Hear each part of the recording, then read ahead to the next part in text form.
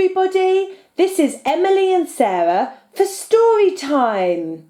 Today we're going to read Yuck, That's Not a Monster by Angela McAllister and Alison Edgerson. Yuck, That's Not My Monster is the title, and the authors are Angela McAllister and Alison Edgerson. Are you ready to start listening to the story? Here we go. Mr. and Mrs. Monster were very proud of their 3 eggs. Mr. Monster kept them warm by huffing with his hot, stinky breath. Mrs. Monster screeched to them.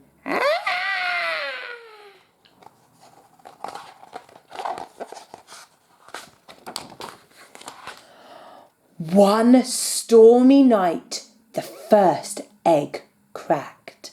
It out-climbed an ugly little monster with prickly spikes and snarly fangs. "Ah! He's frightful!" sighed Mr. and Mrs. Monster happily. So that's what they called him. The second egg cracked.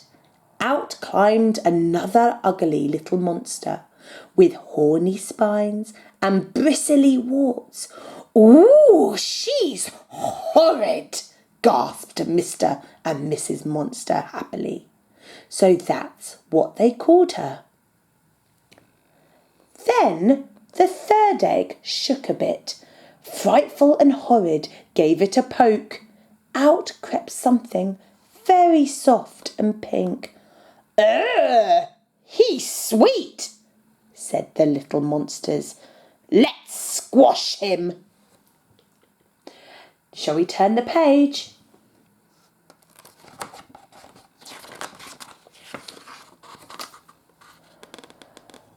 "Well, he's not what we expected," said Mrs. Monster.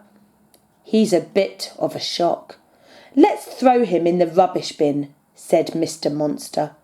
Suddenly there was a crash of thunder. "Mama!" cried the little one and jumped into Mrs. Monster's arms. She looked down at her little bundle of sweetness. "I think we'll keep him," she said. "He may look a bit different, but inside he is a monster, just like us." So they called him Little Shock.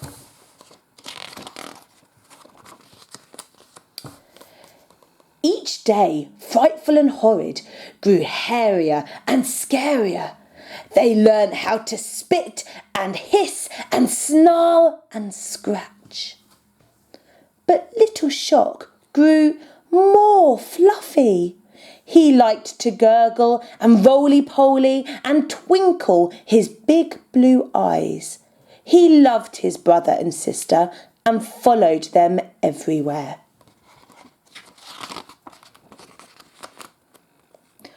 "Oh, if you want to play with us, you've got to be wild and rampageous," said Frightful and Horrid. They showed him how to howl at the moon until it hid behind a cloud. But Little Shock was afraid of the dark. They showed him how to squash and stamp and trample. But Little Shock was a worried worm and sat down to give it a big hug. "Arr!" sneered Frightful and Horrid. "He's just a cutie pie."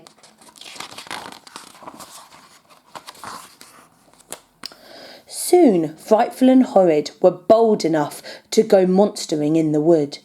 "You must take your brother with you," insisted Mrs. Monster.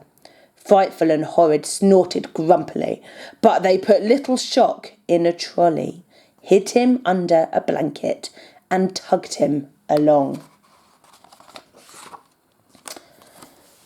In the wood, Frightful leapt out at a fox and made its fur turn white.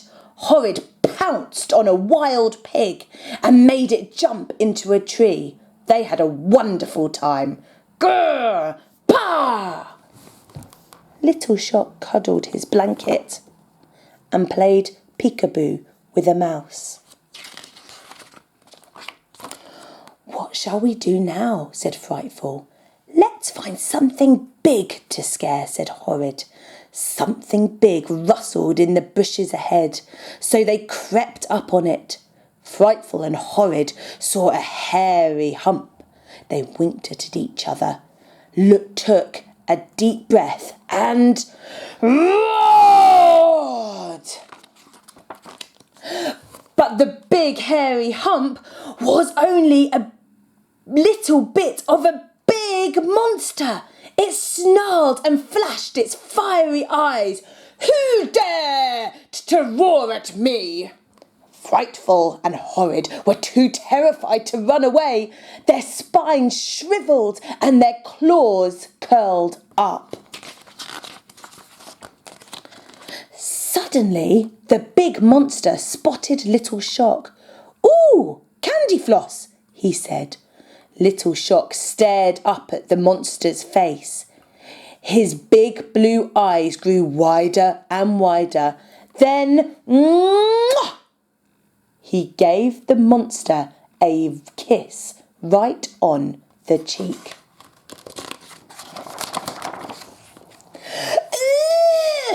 The big monster wailed and dropped Little Shock in horror.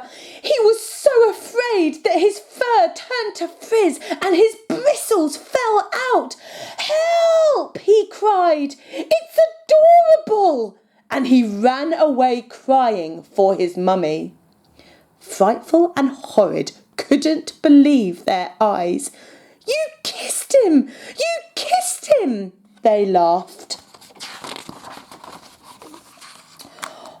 Horrid swung her little brother high in the air and sat him on Frightful's shoulders. "Maybe being cute could be useful after all," she said, giving him a pinch. Little Shock just purred happily. "Come on then," said Frightful proudly.